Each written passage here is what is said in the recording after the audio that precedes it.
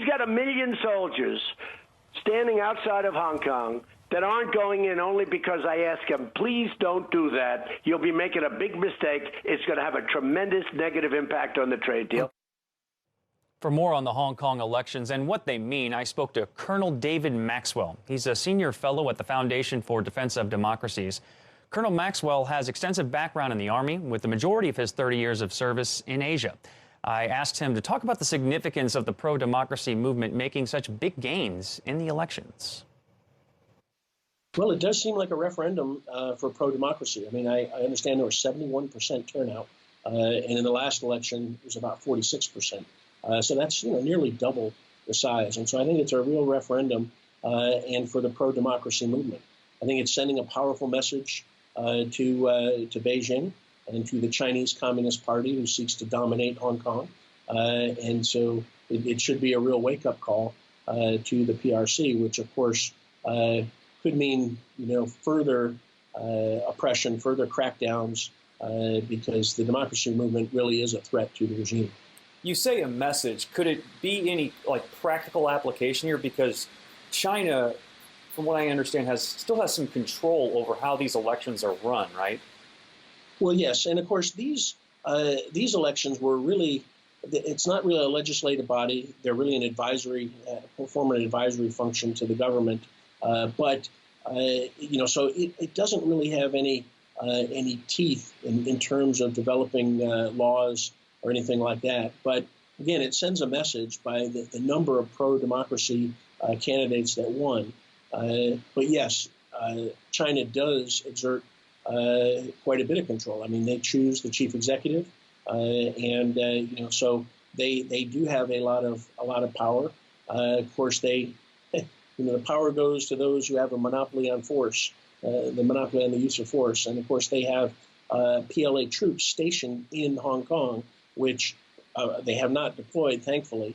They have sent some out to do cleanup and things like that, which I consider that as part of their reconnaissance for in the future if they do plan to use them to crack down. But China still is in control. But the people, are seeking self-determination, and they want to at least live up to the 1997 agreement, where their rights and their way of life is protected through 2047, and that's really the big time. That agreement ends after 50 years, and who knows what will happen then. What do the elections mean for the city's embattled leader, Chief Executive Carrie Lam? She's faced calls to resign amid these ongoing protests. Is her future in question at all, or how has she responded to the election results?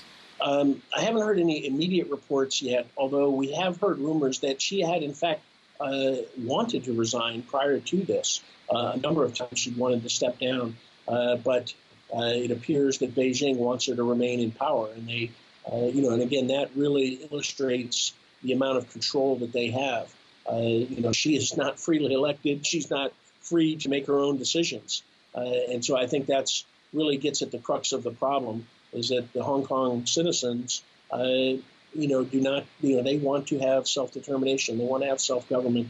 They want to live in a free and open society. And China fears that.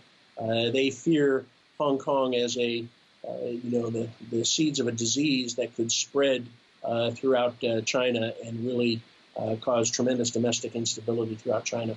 Yeah, these protests have engulfed the city for months now. Started over that now withdrawn extradition bill, but then it grew to many other issues, including allegations of police brutality. Does this election, will it kind of calm the protests down or not have any effect? That's a great question, and we'll see in the next few days and weeks. I tend to think that the people will be emboldened.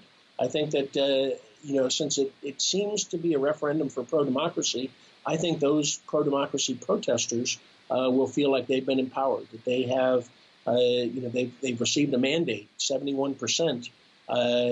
That's pretty powerful. The turnout of 71% and the large number of delegates that were elected, I think that's a pretty powerful mandate. So I think that they will continue to press, which, of course, will bring things to a head with Beijing.